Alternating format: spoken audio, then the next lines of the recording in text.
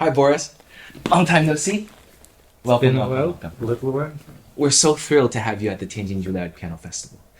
I understand that this is your first time on campus. Very first time, yes. So I gotta ask, what do you think? Well, I've seen your pictures, your postings Oh, with the amazing views from your studio. So I was very much looking forward to seeing it for myself. It's very impressive, I have to say.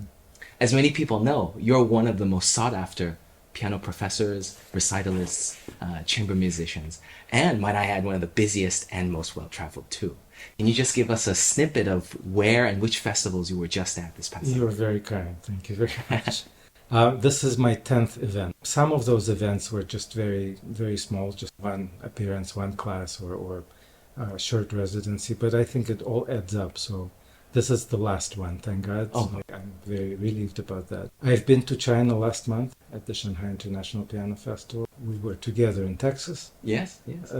There was one residency before that in Fort Worth for the Chamber Music Academy there. Mhm. I was at Norfolk. It's the Yale School of Music Yeah. summer program. I was at Vivace Festival in North Carolina and Vancouver Piano Sessions right prior to coming here. So Wow. it's and a few others that I'm sure I've missed, but That's incredible. It's been a busy summer. That's incredible. How do you manage all of this travel? And not to mention even time zones. Insanity. Oh my That's the goodness. simple answer. I met Jerry Lowenthal at various festivals. He was sort of an example of how to do this. I asked him, I said, how do you do it? And he's 93, 4, whatever he is, and Yeah. still plays. And he basically said that he enjoys traveling to different places and seeing his friends who he doesn't get to see during the year. And I guess that's true for me. As hard as it is, it's very enjoyable to be in different places, to hear Yeah. different people, and to see friends that I I bet. miss dearly and I don't get to see very often. Yeah. I bet that makes everything much more worthwhile. It is very worthwhile. It's Yeah. just I'll need a vacation at some point. Yeah, definitely. You probably get hundreds of applications each year from students all over the world who have to, perform at their very best, even despite all of the added stresses of, let's say, travel, of being in a new place. Do you have any tips for these young pianists? People think that they have to play the hardest repertoire imaginable to be successful, and that I think that's a big misconception. I think it's more important how one plays than what one plays. For instance, if someone is really good at playing Chopin, another person is really fantastic at playing Rachmaninoff, let them do that. Play what's best suited for you. It's important to sample everything. It's important to try different things and to discover new music and whatnot. But when it counts for auditions or competitions, play what you are best at. Easier said than done. Easier, of course. And some people, it's hard to say sometimes what you're best at. You have to try everything. Doesn't mean that you have to play the hardest possible work for your audition just to impress people. No one's impressed anymore because there are 10-year-olds playing. That is so true. Tchaikovsky concerto. Yeah, So even at our festival. It's incredible. That's what I hear. It's incredible. So you mentioned a little bit about competitions. Now, you have a tremendous track record of competition wins throughout your career. First prize and all the prizes I at was the William lucky. Capel, Busoni, the Chopin, Bach, Bachauer, and many, many others. Not to mention, you're on the jury of some of the most prestigious competitions today. Do you have any tips or advice to give a young pianist just beginning the competition circuit? Competitions are important. It gives one exposure. It gives one an opportunity to be heard by a wider audience. On the one hand, you don't want to play completely new works at a competition. You want to play works that are tested in combat and that you feel comfortable with. On the other hand, if you get into the habit of playing the same repertoire over and over and over again, it stifles one's growth completely. Besides, many of the same people judge different competitions. So you think, I just heard this person a year ago. Again, he's playing the same or she's playing the same program. So that's a danger. I think one cannot expect to win competitions, but one has to be ready to win. And there's luck that's involved. Some people play better than they're capable of. And some really talented people sometimes have an off day. We're all human. Yeah. So anything can happen, but one has to be prepared to win a competition, which means if you go to a competition and you're just doing it for the experience and you don't really have your concerto well prepared, that's stupidity. Yeah.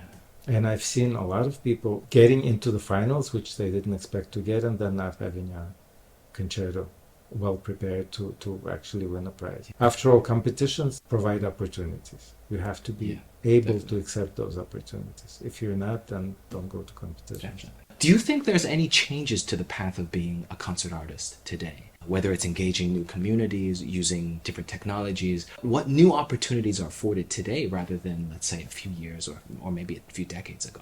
I mean, when I started my path, there was no internet, there was no YouTube, there was no ability to be a global citizen. The competitions were fewer. The level of playing was not as high as it is now. Just like in gymnastics, 30 years ago, it was unthinkable what people can do today. The world keeps changing, and I think it's important to be able to change with the world. Unfortunately, classical music, the path has not become easier. There are fewer concerts in general. The audiences are aging. We need audiences to sustain the classical music. One has to hustle. There are many paths. There were fewer paths decades past. You needed to get a manager. You needed to be lucky enough to maybe win a prize. Right now, people can manage themselves. So it's just very different. Each time presents new challenges for new generations. and one has to always adapt to these new challenges and new realities. I have a student who came up with this brilliant idea of bringing music to the communities, and she's calling it concert truck. You may have heard. So it's basically a truck that opens up into a small stage with a digital piano. Wow. And they drive this truck to different communities, and they engage different people and play in schoolyards, and it's been incredibly successful. It's life-changing for many communities, especially if they have no access to this type of music. Completely. And it took incredible vision and imagination. And I think it's important that people do that, because that's the key to success, not being single-minded. Yes. That takes me to my final question. As an educator, you've shaped many outstanding careers over the years. What do you look for in a student? And what ultimately compels you to take him or her under your wing? In a student, I look at one's willingness to be open-minded and willingness to learn. One comes to a teacher, you have to be willing to open your mind to new concepts, new things.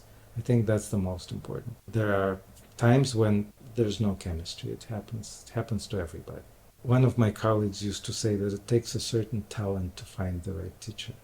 It doesn't have to be the big name, huge scoop. It's all about trust. If you trust a teacher, you have wings. If you don't trust a teacher, go find someone else who you trust. For me, of course, I've made mistakes, and I've been surprised on a number of occasions by people who excelled much quicker than I thought, or who unfortunately did not fulfill what I thought was their promise. I like nice, supportive people who are willing to support their colleagues, who are willing to participate in life.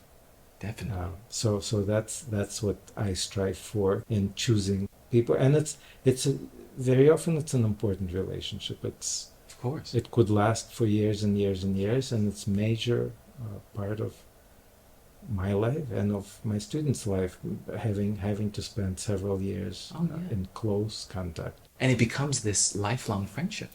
Very often, yes. Well, thank you so much for your time, Boris. Thank you for having me. It's been really a thrill. The honor is all ours, and we very much look forward to welcoming you back. Thank you so much. Look forward. Thank you.